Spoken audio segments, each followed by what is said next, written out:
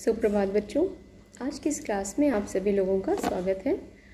और ये जो हमारी क्लास है ये कक्षा 12 के लिए है और इसमें हम अपने पाठ्यक्रम की ओर आगे बढ़ते हुए लेसन 2 का अध्ययन करेंगे, जिसका शीर्षक है राजा, किसान, नगर और आरंभिक राज्य व अर्थव्यवस्थाएं।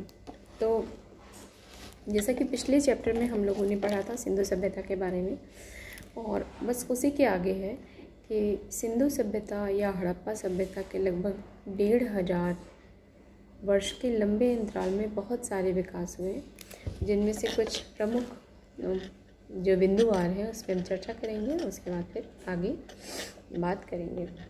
सिंधु तथा उसकी उपनदियों के किनारे बसने वाले जो लोग थे, उन्होंने ऋग्वेद की रचना का कार्य या ऋग्वेद का लेखन कार्य प्रारंभ कर दिया था। और उत्तर भारत और दक्कन के पठार, कर्नाटक जैसे राज्यों में कृषक बस्तियों के जो मतलब अस्तित्व में आ गई थी, जिसमें जो दक्कन का पठार है और उसमें कृषक और चरवाहे दोनों की बस्तियों के साक्ष्य मतलब मिलने शुरू हो गए थे। अब हम लोग बात करते हैं ईसा पूर्व 6वीं शताब्दी के।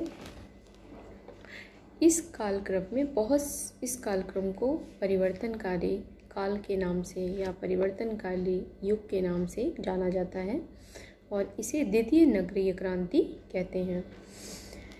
ये जो द्वितीय नगरीय क्रांति हुई थी, ये गंगा यमुना का जो द्वाब क्षेत्र था एवं बिहार के आसपास के क्षेत्रों में सिमटा हुआ था। और इस काल को प्रायः हम आरंभिक राज्यों के विकास, नगरों के विकास, लोहे के बढ़ते प्रयोग और सिक्कों के आविष्कार से हम इसको जोड़कर देखते हैं, जिससे इसके कालक्रम के विभिन्न तथ्यों पर प्रकाश पड़ता है। और इसके अध्ययन के लिए जो है पुरातत्व अभिलेख, सिक्के, मोहरे और कुछ साहित्यिक ग्रंथों ने भी महत्वपूर्ण भूमिका निभाई है, जिनमें से कि जो बौद्ध ग्रंथ हमारा है अंगुत्तर निकाय और जैन ग्रंथ भगवती सूत्र, दोनों ही ग्रंथों में महाजनपद के नाम से 16 राज्यों की एक सूची प्राप्त होती है। और इनकी जो सूची है वो एक समान तो नहीं है, लेकिन कुछ राज्यों में जो है इसमें समानता पाई जाती है, जैसे वज्जी है, मगध है, कौशल है, पंचाल है, कुरु है, अवंती, गंधार है। इन सभी राज्यों की जो स्थिति है वो दोनों ही ग्रंथों में समान मिलती है। पहले तो हम लोग जान लें महाजनपद को पढ़ने से पहले कि जनपद क्या होता है। और जनपद एक ऐसा भूखंड है जहाँ कोई एक जाति, जनजाति मतलब एक जातियों का समूह, लोगों का समूह स्थायी निवास करने लगता है, तो वह जनपद कहलाता है।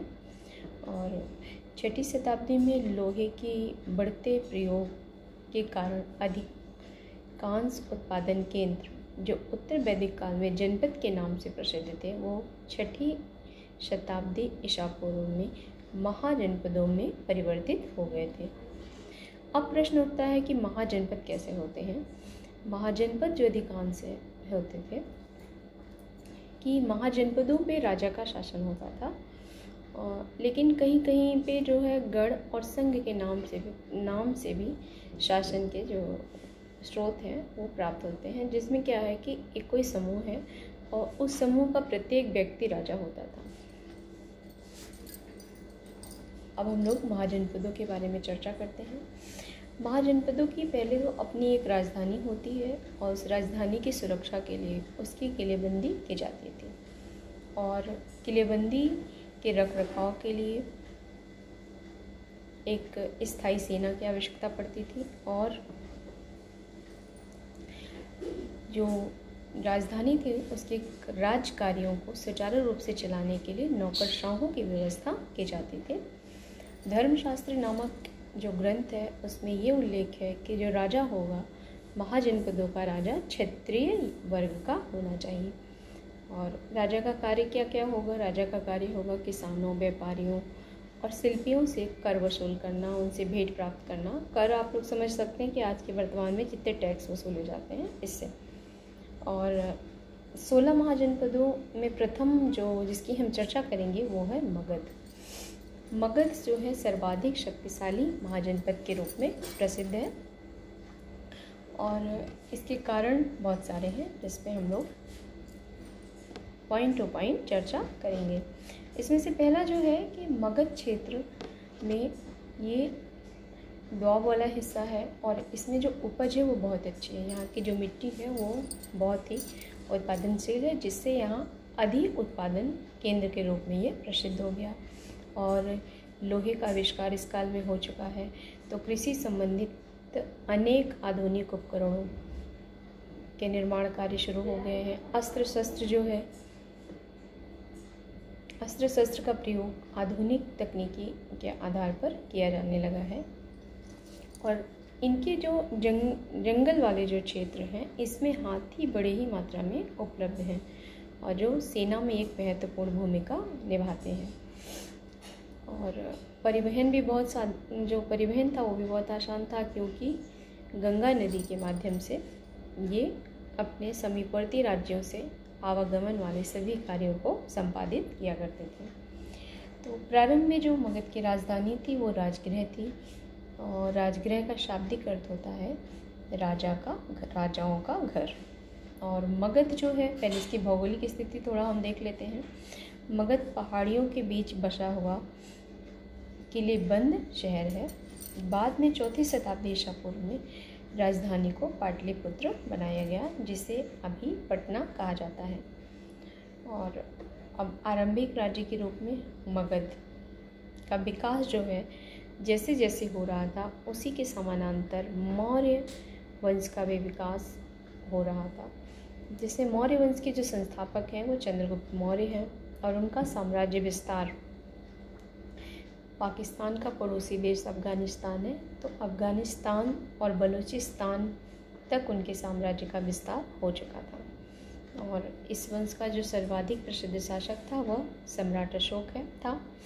और मौर्य वंश का जो सम्राट अशोक है वो पहले ऐसे शासक थे जिन्होंने अपनी उपलब्धियों को अभिलेखों में, शिलालेखों में उत्कीर्ण करवाया है, जिससे प्राचीन इतिहास के सर्वाधिक प्रामाणिक स्रोत के रूप में देखा जाता है। तो और इसकी जो लिपियां हैं इनके अभिलेखों की वो खरोष्टी और लिपि है, जिसको पढ़ने में सफलता 1838 में जेम्स प्रिंसिप नामक ब्रिटिश ईस्ट इंडिया कंपनी के एक अधिकारी ने सफलता हासिल की थी। और उससे पता चला कि ये जो भी लिपियां हैं सभी प्राकृतिक भाषा में लिखी गई हैं। और प्राकृतिक भाषा क्या होती है? प्राकृतिक भाषा बच्चों जन सामान्य के द्वारा बोली जाने वाली भाषाओं का संग्रह होती है। बस आज हम लोग इतना बात करेंगे, आगे इसके अगले वीडियो में। अभी के लिए धन्यवाद।